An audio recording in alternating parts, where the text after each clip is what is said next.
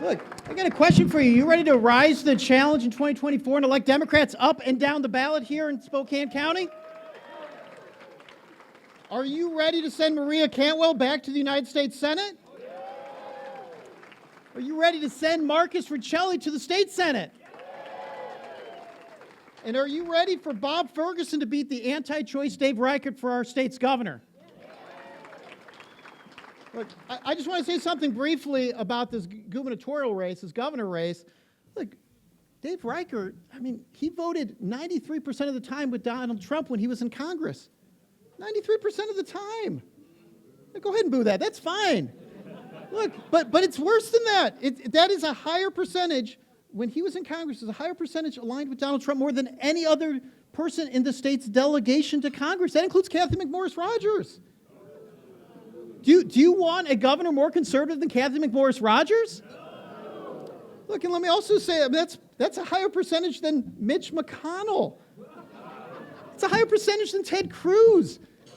Look, these are important races, and you're going to make the difference in moving us forward. But one of the things that was so critical is when you stood with me when I was elected in 2020 and beat a Republican incumbent for state treasurer. I was the only candidate for statewide executive office that year in the country to beat a Republican incumbent that year.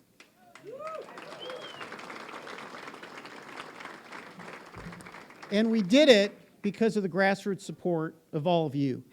Because I have rejected all corporate campaign donations since first running for office.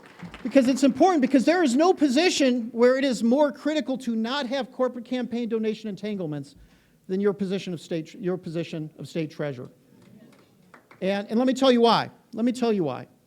Because one of the first things I did as state treasurer is I changed our investment policy to make it so that state treasurers could no longer invest in the same corporations that fund their campaign. We have instituted sustainable investment policies that have now sent $1.8 billion in the next 4 years to our state treasury in new money. Our investment returns for local governments are 50 times what they were when I came into office. And you may have just said, did I hear him right? Did he say 50 times? That's right, 50 times. That means $3 million more a day to many of the great local leaders here who are able to meet the needs of the people here in Spokane County. And as was just mentioned, we refinanced our state's debt to redirect $532.2 million back to the people of the state of Washington that was otherwise being wasted to Wall Street and wasted interest payments. That's what happens when we get corporate money out of politics. And we're doing this by showing what responsible financing and responsible budget management looks like. We have just maintained a Moody's AAA credit rating, which is the top credit rating that any state can receive here in the United States. And don't give me credit for that. The two people here who deserve the most credit are Representative Ormsby, the chair of the Appropriations Committee, and Representative Gregerson, the vice chair of the Appropriations Committee. And so at a time when Republicans in D.C. in Congress are willing to drive our economy off a cliff, we Democrats, especially here in the state of Washington, are showing what responsible finances look like. And we're showing, don't let anyone tell you for a minute that the Democratic Party is not the party of fiscal responsibility and good public financing. And despite the fact that the state of Washington is doing well, look, for all the challenges in the world today, your state finances are not one of them, and I hope that lets you sleep a little bit better at night. But not everyone is doing equally here in the state of Washington. In fact, we really almost have two Washingtons here in the state, those of financial means and those who don't. And I just believe foundationally to my core that everyone should have economic opportunity at birth, they should have the tools to economically thrive throughout their career, and they should have retirement security later in life.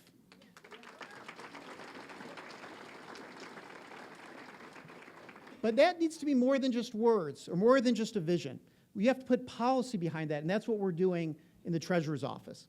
As it relates to economic opportunity at birth, that's why our office has put forward the idea of the Washington Future Fund, baby bonds, for every Washingtonian born in our state to a low-income birth so that they can be guaranteed to remove the capital barriers that often deny them the opportunity to wealth creation throughout their life. And that's why when it comes to providing the tools necessary to economically thrive throughout one's career, we have put forward policies to finally require that financial education be taught in our schools today. And the person who has led the most on that over the last decade is Representative Pelliccioti. Give him a round of applause again for his work on that issue. And finally, when I talk about retirement security later in life and why that's so important, I mean, that is foundationally important. It's something that everyone should be able to count on. I think of my Nana, my grandmother, who worked her entire life as a janitor and a cleaning lady. She worked harder than I've ever worked in my entire life, but she earned a state pension. And a key word is earned a state pension. And as a result, she had retirement security later in life and retired with dignity. She never wanted to be rich. She never wanted to be able to live high on the hog, as they would say. But she just wanted to retire with dignity. And I believe foundationally, everyone should have that right. That is why we have worked so hard, again, with the help of our leaders of the Appropriations Committee and the Senate Ways and Means Committee, to make it now that our state pensions, depending on how you calculate them, are the number 1 or number 3 best funded pension now in the country. And it is why just last Thursday, on the last day of the legislative session, we passed our Washington Saves proposal that my office put forward to finally deal with the fact that 2 out of 3 millennials have 0 retirement savings, that over 40% of private sector workers have no retirement savings, and that we need to get on the right side of that. And with the help of great legislators, we did that this session by setting up Washington Saves to finally ensure that every Washingtonian has a right to retirement security in our state. And I want to take a moment, because I know you're going to hear from her in a moment, but April Sims, the President of State Labor Council, she and I spent an entire year together going around the state doing town halls on this issue. Give her a round of applause for all the work she did on this issue. Look, in closing, folks, when you supported me in 2020, you might have said to yourself, state treasurer? We have a state treasurer? That's probably a good thing. It has something to do with money, right? Look, let me tell you, it was because of your help that we beat a Republican incumbent. It's because of what you did that we are making this progress in the state and promoting economic justice in the state. And it shows that every position matters. The work you do for every candidate matters. And I hope you all join with me in rising to the challenge here in 2024. Thank you so much.